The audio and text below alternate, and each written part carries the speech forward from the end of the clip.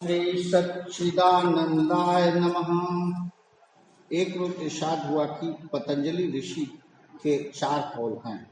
पहला, अपने से ओहदा यानी पद या उम्र में बड़े आदमी से दोस्ती न करें, बल्कि उसकी अताअत यानी अधीनता, फर्मानबरदारी और अदब करें। दूसरा, मूर्खों से न दोस्ती करें और न दुश्मनी करें।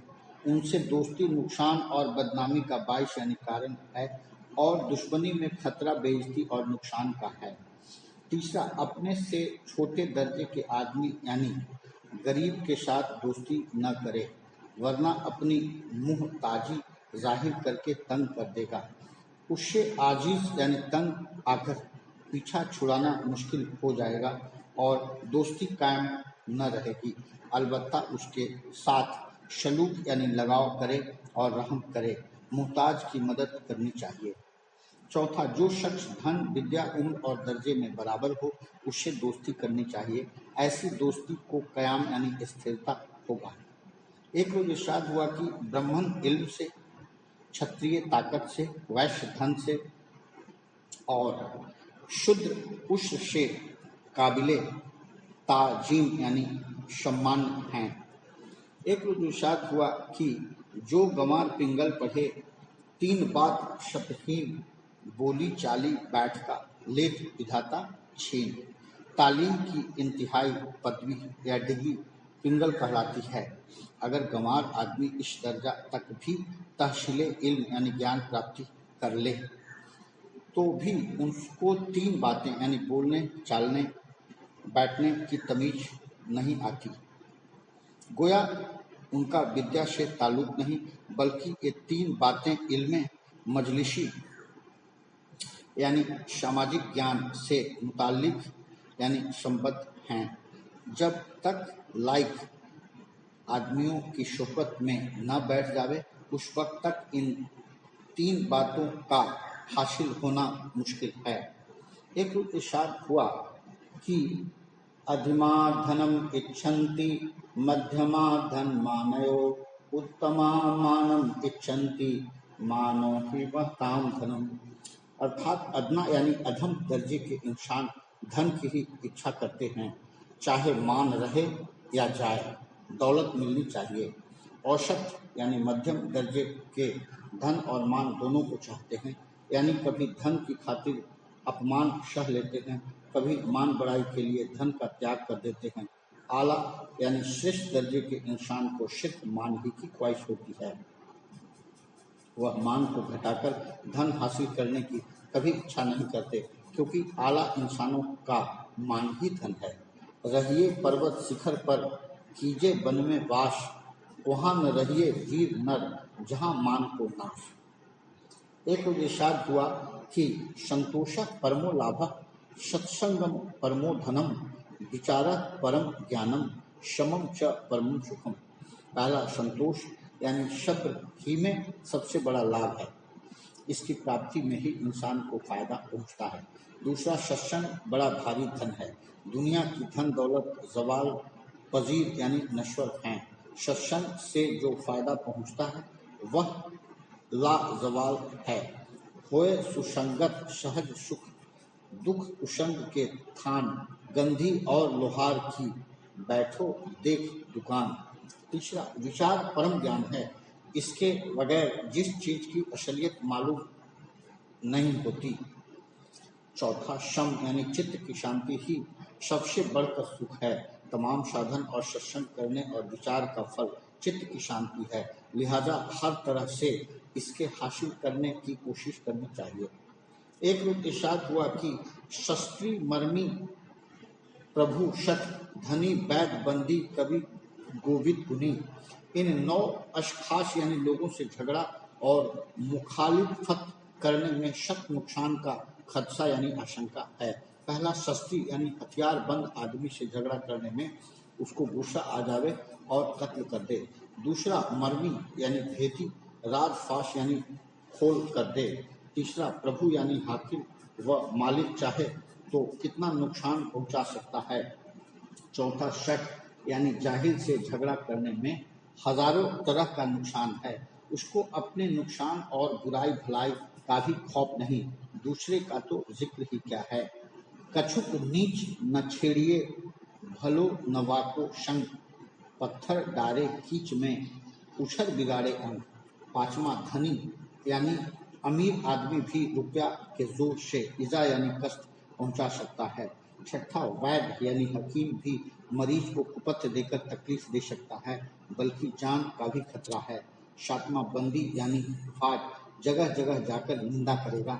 आठवां कवि यानी शायर भी न मालूम क्या हतक आमेज यानी निंदा भरा कलाम लिख दे। महमूद गजनबी को मरे हुए अरसा गुजर गया, मगर शाहनामा में जो उसके खिलाफ लिख दिया वह अभी तक मौजूद है। नौवां कोविद गुनी यानी गुणवान पंडित से भी झगड़ा नहीं करना चाहिए, वह अपने इल्म और विद्या के जोर यानी मारन मोहन काटन उच्चाटन मंत्रों के जरिए से नुकसान दे सकता है। एक रोज इरशाद हुआ कि आलस निंद गृहस्थी नासी, चोरे नासे खासी, लोभ मोह सन्यासी नासी, पंडित नासी दासी। जो शख्स बहुत ज्यादा सोएगा और जिसमें बहुत आलस होगा वह गृहस्थ आश्रम में तरक्की न कर सकेगा। जिस चोर को खांसी का आर्जा यानी रोग होगा वह पकड़ा जाएगा। जो सन्यासी लोभ और मोह में फंसा तो आश्रम से पतित होगा। जिस पंडित और तालिबे इल्म की सेवा में हर वक्त दासी यानी खादिमा सेविका मौजूद रहेगी उसकी वृत्ति खंडित हो जाएगी। एक बार इरशाद हुआ कि काग चेष्टा बहु ध्यानम, श्वान निद्रा तथैव च, अल्पहारी गृह त्यागी, पंच लक्षण विद्यार्थिना। विद्यार्थी यानी तालिबे इल्म में ये 5 लक्षण होने चाहिए। पहला, उसकी चेष्टा कौवे की सी हो, यानी जिस तरह कौवा एक जगह बैठा हुआ चारों तरफ की बड़ी होशियारी से निगाह रखता है। दूसरा, तहसीले इल्म यानी ज्ञान प्राप्ति में ऐसा ध्यान लगाए जिस तरह बगुला मछली की ताक में ध्यान लगाए खड़ा रहता है। तीसरा, जिस तरह से कुत्ता जरा सी आहट पाकर फौरन जाग उठता है उसी तरह तालिबे इल्म को चेतक यानी चौकसी होनी चाहिए। चौथा, गिजा यानी खाना कम करनी चाहिए, बहुत खाने से नींद और आलस बहुत आता है। पांचवा, वतन छोड़ने का गम न हो, यानी जहां अच्छी विद्या हासिल हो सके वहीं जाने को तैयार हो। एक रोज इरशाद हुआ कि पूत कपूत कुलच्छन नार, लाख लड़ाक पड़ोस लजाबन सार, भाई कुबुद पुरोहित लंपट, कपटी मित्र अतीत धिटार, हटकर छोड़ हटकर घोड़ व चाकर चोर, राजा शूम दीवान चकार, जीवन दास कहें पाप नहीं, ये बारहों बांध समंदर डार। यानी इन बारहों से अलहदगी अच्छी है, इनकी जुदाई को गनीमत यानी शुभ समझना चाहिए और उनको पास रखने या इनके पास रहने की कोशिश नहीं करनी चाहिए। एक रोज एक साहब जिनकी उम्र तखमीनन यानी लगभग 60 साल की होगी दर्शन को हाजिर हुए। उनकी धर्म पत्नी जिनकी उम्र 17 या 18 साल की होगी उनके हमराह यानी साथ थी। उन्होंने तन्हाई में से महाराज से अपनी दास्तान इस तरह बयान की। जब मेरी उम्र 50 साल की थी तो मेरी औरत इंतकाल यानी स्वर्गवास कर गई। 2-4 माह तो किसी तरह गुजारा हुआ। उसके बाद कारोबार दुनियावी सांसारिक कार्य में तकलीफ महसूस होने लगी। इधर नफ्स यानी मन ने भी सरकशी यानी सिर उठाना की। चू जवा पीर शबद, हिर्स जवा मी गदर। जब मनुष्य बूढ़ा होता है तो उसकी वासना जवान हो जाती है का मामला था, मगर हिर्सो हवा यानी वासना वायु के धुएं ने मेरी आंखें ऐसी बंद कर दी कि मैं इस धोखे को न समझ सका। इधर मिलने जुलने वालों ने भी शादी की सलाह दी। अब क्या था, ऊँघते को ठेलते का बहाना, शादी का इरादा पक्का कर लिया। बहुत तलाश व जुस्तजू यानी खोज की, मगर इतनी उम्र वाले को लड़की कौन देता। रुपया देकर शादी का फैसला किया। कुछ पास था, कुछ कर्ज लिया और एक माकूल रकम देकर 7-8 वर्ष की एक लड़की का डोला ले आया। कारोबार खानगी यानी घरेलू काम में इससे क्या खास मदद मिलनी थी, उल्टे इसके खिदमत करनी पड़ती थी। नहलाता धुलाता रोटी पकाकर खिलाता। कुछ वक्त जो कारोबार में लगाता इसकी खिदमत में शर्फ होता। इसके आने से कुछ अखराजात बढ़ गए, क्योंकि इसको बहुत उम्दा गिजा खिलाता ताकि जल्दी होशियार हो जावे। जो कमाता उससे कुछ कर्ज ख्वाहों को देता। आप तंगी और बहुत गरीबी से गुजर करता, न अच्छा खाता न अच्छा पहनता। आदमी के पर पेट में होते हैं, गिजा में कमी। तफक्कुरात यानी चिंताओं का गलबा यानी प्रभुत्व। सेहत दिन ब दिन खराब होती गई। जब इसकी उम्र 14-15 साल की हुई तो इससे शादी कर ली। इसकी जवानी चढ़ती थी, मेरा बुढ़ापा बढ़ता था। जब इसने मुझे अपने काम में नाकाबिल पाया तो फसाद फैलाया। रोज क्लेश रहता है, बात बात पर फाड़ खाने को दौड़ती है। अब मेरी समझ में नहीं आता कि क्या करूं। इसकी चढ़ती जवानी और मैं पीरे फानी यानी मृत प्राय बुढ़ा। कृपा करके कुछ उपाय फरमाइए। यह कहकर आप दीदा यानी सजल नेत्र हो गए। श्री महाराज ने उनकी धर्मपत्नी को बुलाया, बहुत तरह से समझाया। बेचारी बात बात पर हाँ हाँ करती जाती थी। आखिर में रो रो कर कहने लगी कि मैं अपने पति को किसी तरह से नाराज और नाखुश नहीं करना चाहती, मगर मैं क्या करूं। मेरी मजबूरी को कोई दूसरा समझ नहीं सकता। आप महात्मा हैं, सब तो घट घट का हाल जानते हैं। मैं आपसे क्या कहूं, जो मुनासिब हो सो कीजिए। भूख गए भोजन मिले, जाड़ा गए कबाए, जोबन गए तरुणी मिले, तीनों गए जराए। श्री महाराज ने उसके पति को कहा कि तुम यहाँ रहकर कुछ दिन इलाज कराओ। वह मान गया। फिर इस खाकसार की तरफ इशारा करके उस देवी को फरमाया कि तुम इनके साथ चली जाओ, इनकी धर्मपत्नी के पास कुछ अरसा रहो, कथा वार्ता पढ़ना और सत्संग करना। मैं उस देवी को अपने मुतअल्लिकीन यानी रिश्तेदारों के पास पहुंचा आया। इसके बाद हुक्म दिया कि इसके पति का तुम अच्छी तरह से मुआयना यानी जांच कराओ। बाद में किसी अच्छे हकीम और डॉक्टर को दिखलाओ। ख्वाब यानी चाहे कितना भी शरफा यानी व्यय हो करके इनको माकूल इलाज मुआलिजा हो सके कोशिश करो। मैंने उनको खुद भी देखा और कई होशियार डॉक्टरों को दिखलाया। आखिर सब ने यह राय कायम की कि यह तो बिल्कुल अज कारे रफ्ता यानी मरने को है। गई जवानी अब नहीं जाती। दुनिया शराय फानी देखी, हर चीज यहाँ की आने जानी देखी। आकर न जाए सो बुढ़ापा देखा, जाकर न आए सो जवानी देखी। यह कुल हालत से महाराज के गोश गुजार यानी समक्ष किए, बहुत अफसोस जाहिर किया। इस अरसा में उस देवी के हालात को मैं अपने मुतअल्लिकीन यानी रिश्तेदारों की मार्फत मालूम करता रहता था। जाहिर हुआ कि ख्यालात औसत यानी सामान्य दर्जा के हैं। बहुत खुश मिजाज, समझदार और खुलीक यानी सस्त है। नंगे नामूस यानी मान मर्यादा का भी ख्याल है। अपनी और अपने खाबिंद की इज्जत व आबरू का भी पास यानी ध्यान है। सत्संग में दिल लगाती है, मगर उम्र के तकाजा से मजबूर है और अपने खाबिंद के पास रहना पसंद नहीं करती। पूछा गया है कि क्या वह तुमको बहुत तंग करता है। जवाब मिला कि जिस कदर खिदमत वह मेरी करता है, दुनिया में शायद कोई न करता है न कर सकेगा। हर तरह से ना जबरदारी करता है, बल्कि जब मैं उसकी खिदमत का ख्याल करती हूँ तो मुझे मालूम होता है कि अगर रोजे इंसाफ है तो उसकी तरफ से बेरुखी की सजा में मुझको नरक में जाना पड़ेगा। 7-8 बरस की उम्र से लगाकर उसने मेरी परवरिश की। आप भूखा रहा, मुझको अच्छे खाने खिलाए। आप नंगा रहा, मुझको कपड़े और जेवर से आरास्ता यानी विभूषित किया। मुझको नहलाता धुलाता जुए तक देखता रहा। आज मैं कमबख्त हूँ कि मैं उसकी उन खिदमतों का कोई बदला नहीं दे सकती। मेरा जी चाहता है कि मैं उसकी खिदमत करूं, मगर मैं नहीं समझ सकती कि जब वह मेरे सामने आता है तो मेरी हालत क्यों बिगड़ जाती है। उसको देखते ही मैं ऐसी गजबनाक यानी कुपित हो जाती हूँ जैसे चूहे को देखकर बिल्ली। उसकी आवाज़ सुनकर मेरी हालत शेरनी की सी हो जाती है। वह मेरे बदन से हाथ लगाता है तो ऐसा मालूम होता है जैसे किसी ने लोहा गर्म करके लगा दिया। अगर वह मेरी चारपाई पर बैठ भी जाए तो ऐसा मालूम होता है कि यह कांटों की शेज है।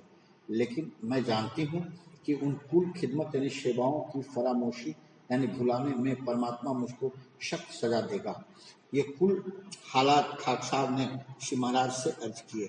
सुनकर आपने फरमाया कि बुढ़ापे की शादी बड़ा अत्याचार है, शब्द की भी हद होती है। एक रोज इरशाद हुआ कि 6 शास्त्रों में जगत की उत्पत्ति, स्थिति और प्रलय की खूब तौजीह यानी व्याख्या की है। उसका लुब्बे लुबाब यानी सार तत्व और खुलासा यानी संक्षेप इस तरह पर है कि पहला, गौतम ऋषि ने न्याय शास्त्र में बयान किया है कि इस संसार का कर्ता ईश्वर है, जीव अनेक हैं और जगत परमाणु से पैदा हुआ है, ये तीनों अनादि हैं। दूसरा, जैमिनी जी ने पूर्व मीमांसा में कहा है कि जो ईश्वर को कर्ता मानते हो तो कर्म स्वतंत्र हुआ, कर्म से ईश्वर होता है, कर्म से जगत और जीव बनता है और जो कर्ता से होता है। बगैर पुरुषार्थ कोई वस्तु सिद्ध नहीं होती। तीसरा, कणाद ऋषि ने वैशेषिक शास्त्र में लिखा है कि ईश्वर और कर्म दोनों काल के अधीन हैं। जब काल चक्र चलता है तब देश के अनुष्ठान में वस्तु के भाव होने पर ईश्वर, जगत, जीव, कर्ता, कर्म काल प्रतीत होते हैं। जो काल चक्र न होवे तो उनका अधिष्ठान कहाँ बन सकता है। कर्म से फल की प्राप्ति समय की अनुकूलता के बगैर नहीं हो सकती। चौथा, पतंजलि ऋषि ने योग शास्त्र में फरमाया कि योग मुख्य वस्तु है। योग के माने मिलाप के हैं। सब चीजों के मेल से जगत की पैदाइश है और मिलाप में ही जगत की स्थिति है। जब अनुभव का ज्ञान से मेल होता है तब सारा जगत लय हो जाता है। पांचवा, कपिल देव जी सांख्य शास्त्र के कर्ता कहते हैं कि योग यानी मेल से क्या हासिल हो सकता है। फर्ज कर लो कि हमको एक चीज मिल गई, लेकिन जब तक हमको उसका आगाज, अंजाम यानी आदि, अंत व स्थिति और हशीश यानी हिस्से और अज्जा यानी अंशों से वाकफियत न हो, उस वक्त तक हम उसका वाजिबी इस्तेमाल ही नहीं कर सकते। चित्त में उसकी तरफ से चिंता लगी रहती है। इसलिए जरूरी काम यह है कि उससे पूरी वाकफियत हासिल की जाए कि उसमें नाशवान क्या है और कायम क्या है। जब विचार से यह मालूम हो गया तो भ्रम दूर हो जाएगा। जो चीज चित्त को भरमाने वाली है उसको त्यागने से चित्त शांत होकर अपने कारण में मिलेगा। छठा, श्री व्यास जी महाराज ने वेदांत में फरमाया है कि काल, कर्म, क्रिया आदि सबका विचार बुद्धि विवेक से होता है। बुद्धि अंतःकरण होने की वजह से खुद दरअसल जड़ पदार्थ है। उसमें जो सत्ता है वह चेतन प्रकाश से होती है। जैसे दीपक जलाने से ही मकान की कुल चीजों का हाल मालूम हो जाता है, उसी तरह से इस क्षेत्र में सब चीजें मालूम है। मगर बगैर चेतन दीपक लिए प्रकाश नहीं हो सकता और बगैर प्रकाश हुए भ्रम कैसे दूर हो सकता है। एक रोज भाई जोगानंद जी चंद सत्संगियों को सहज समाधि का उपदेश कर रहे थे और अंतर में प्रकाश देखने का जिक्र था कि एक शख्स जिसको वेदांत की अटक थी बोल उठा कि अंतर में प्रकाश को देखना ही क्या जरूरी है, यह चांद और सूरज का प्रकाश ही क्यों नहीं देखते। बाई जी ने श्री महाराज से इसकी शिकायत की।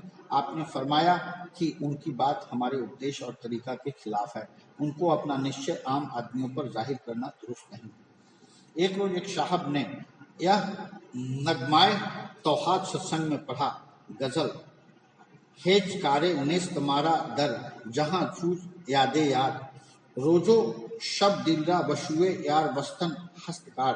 अर्थ, अपने प्रीतम को स्मरण करते रहने के अतिरिक्त हमें दुनिया में कोई काम नहीं। मन को रात दिन अपने मित्र के ध्यान की डोर से बांधे रहना ही मूल कार्य है। आबो गिल बरहम जदन खुदरा बखुद रुस्तन मुदाम, कपस जूझ वेतन सिकस्तन दिदा वस्तन शुए यार। अर्थ, अपनी मिट्टी की देह को मिटा देना और स्वयं से छुटकारा पाने का यत्न करना, देह की कैद से मुक्ति पा लेना और आंखों को प्रीतम के दर्शन के लिए पाबंद कर लेगा। हस्तिये मोहिम रादानन तलाक आमद जरूर, नर दवाने बामे मैनी राना वायर चोकदार।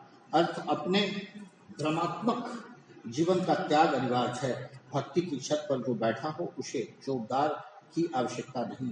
पारा करदन जामय तन रा वाकिम राजे तमीत, जलवा करदम हस्त मानी रावदीदा आश्कार, अर्थ बदन के लिवास को टुकड़े टुकड़े कर देना, ज्ञान की कैंची से और प्रभु के जलवों को अपनी आंखों में बसा लेना। पर्दे तकलीद रा व दास्तन अज चश्मे दिल, सूरते अगियार रा अज शर बशर दीदन वह यार, अर्थ अनुसरण की चादर को अपनी आंखों के सामने से हटा देना, पैरों से भी सिर से पांव तक अपने प्रीतम यानी प्रभु के दर्शन कर लेना। अब्बलो आखिर बदीदन यज्ञ की असले हर अदद, गो वशूरत मी मुआद यज्ञ शदो या दे हजार, अर्थ अव्वल आखिर उसी एक को देखना जो प्रत्येक अदद का मूल है, चाहे वह देखने में 100 लगे या 1000।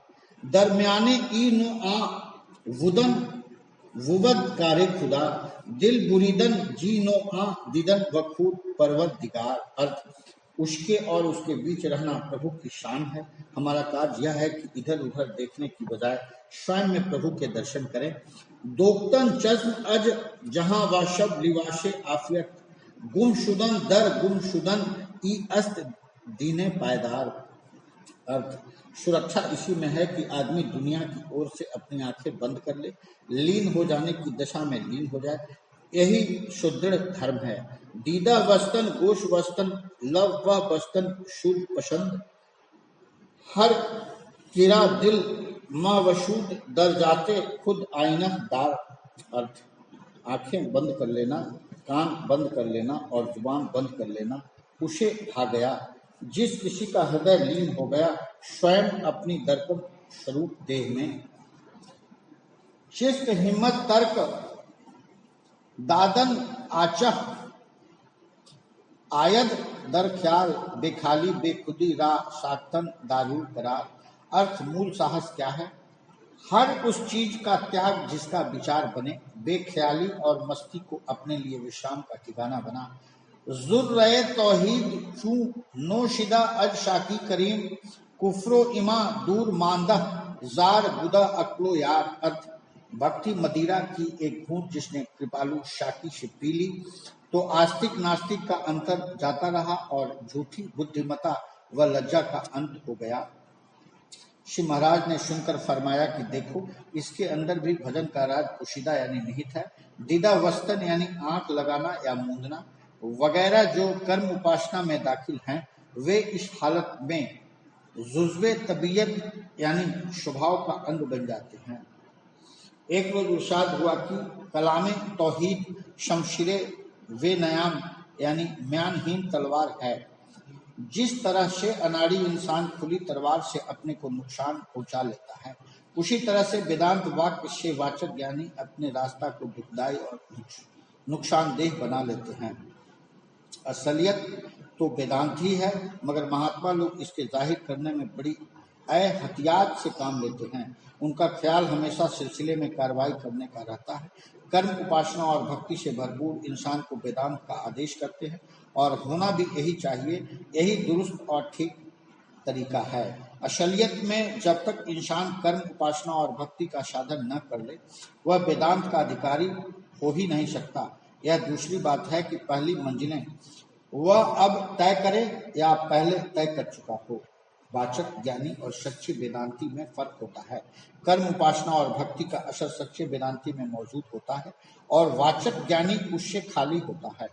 इसकी तमीज महात्मा लोग कर लेते हैं। लिहाजा जिस शख्स का शुरू से ही रुझान यानी रुख वेदांत की तरफ हो अगर उसमें कर्म उपासना और भक्ति के चिन्ह भी मौजूद हों तो उसको वेदांत का अधिकारी समझना और उसको इसका आदेश करना चाहिए।